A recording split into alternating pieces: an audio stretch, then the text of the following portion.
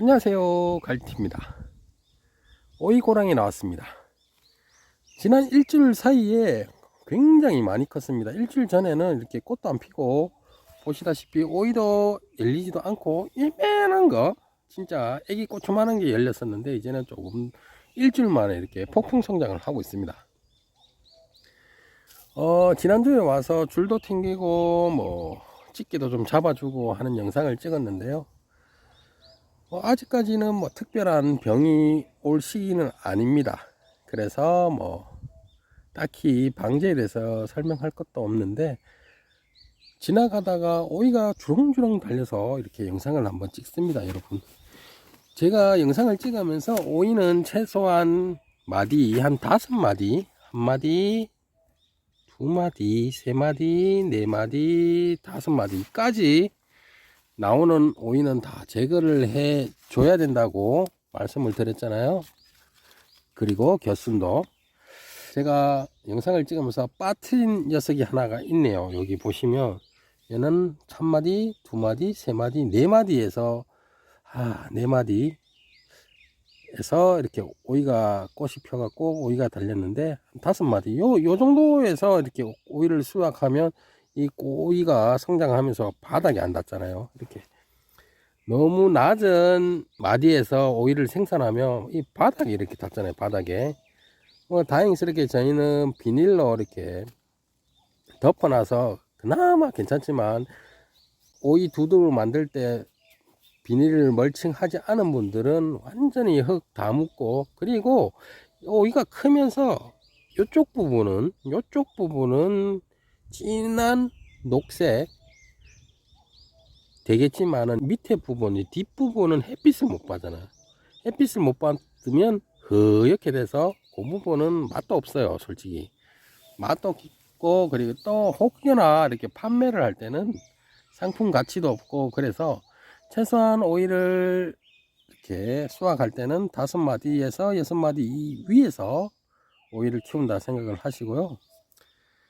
근데 이거는 일단은 요거 좀에 키워서 그냥 따먹는 걸로 하고 오메감에 겨순만 제거를 해주고 있습니다.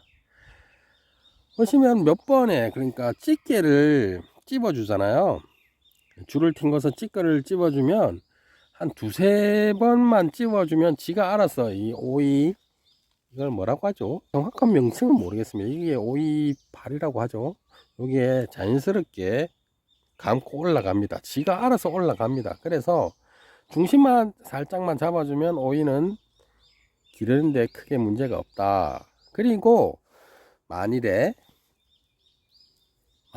근데 그 오이가 중간에 굉장히 많이 달리거든요. 마디마디 다 오이가 달리잖아요. 여기도 보면 그렇고, 여기도 보면 그렇고, 여기도 그렇고, 여기도 마디마다 다 달려요. 근데 오이가 영양분이 충분하고 물과 영양분이 충분할 때는 중간 계열, 그러니까 한 7, 8마디에서 막 굉장히 빨리빨리 커요. 그때 되면 이 원줄기가 축축 처질 때가 있습니다. 그럴 때는 다시 집게로 한번 집어 주시고 그러시면 됩니다. 그리고 오이를 딸 때는 당연히 밑에서부터 따야 되겠죠.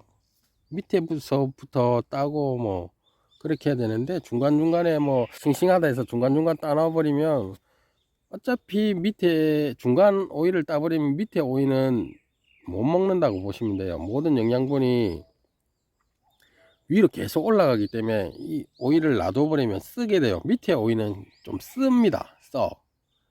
그래서 뭐 수확할 때는 당연히 밑에서부터 따되, 혹여나 깜빡 잊었으면 밑에 중간 거를 땄잖아요. 그러면 밑에 거는 그냥 따서 버려버리세요. 써. 네. 뭐 오이는 뭐 딱히 뭐 그런 거 없습니다. 그리고 뭐 중간중간에 이렇게 꽃이 폈는데, 요런 꽃 있죠. 요런 꽃은 열매가 열리지를 않습니다. 그래서 요런 것은 겨순이라 생각하고 다 제거를 해주고요. 요렇게 작은 오이가 열렸는 것만 신경 쓰면 됩니다. 중간중간에 보시면 이건 열매도 열리지도 않고 희한한 것들이 열리는 게 있습니다. 그런 건 다 제거해 주시면 돼요. 여기는 제가 겨순을 제거를 한번 해줬는데도 굉장히 큰 겨순이 있네요. 여기 보시죠. 아우 이 자식들. 그래서 이만큼 큰 겨순이 있습니다. 아이고, 맞죠?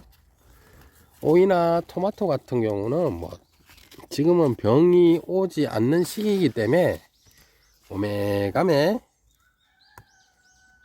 겨순만 제거해 주시면 됩니다. 그리고 오이를 하다 보면 오이가 하나 달려 있는데 다시 요 쬐끄맣게 꽃이 피고 오이가 요만한 게 달려요. 그런 거는 큰 거는 놔두고 작은 거는 제거를 해 주시면 됩니다. 요 마디에 영양분이 공급이 되면 한 개만 공급이 돼도 괜찮은데 두 개씩 하면 분명히 두 개 다 키우려 그러면 이 줄기도 처질고 얘도 좀 작아질 겁니다. 그러니까 좀 작은 것들은 큰 걸 놔두고 작은 것들은 제거해 주시면 돼요. 자, 보시면 쭉 가볼까요? 여기도 겨순이 많이 나왔네요. 오이 영상을 찍으면서 딱히 해줄 게 없이 말씀드릴 게 없어요. 지금 이 시기에는 뭐 녹균병이나 흰가루병이 오는 시기가 아니기 때문에 오이 영상을 찍으면 무슨 말을 해야 될까? 정말 무슨 말을 해야 될까? 이런 말 하는데 진짜 말씀드릴 게 없습니다. 이렇게 오메가메 겨순 제거하고 그러면 됩니다. 자, 자세히 보여드릴게요.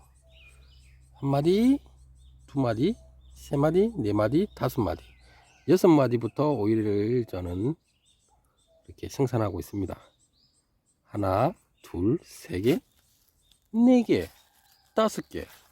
보세요. 오이는 참 신기하고 재밌는 작물이에요. 마디마디 열려요. 그러니까 그래 생각해 보면 그 농수산물에 가면 오이 박스채로 파는 분들 있죠. 그 사람들이 보면 와 이거 오이 농사 잘 지었네.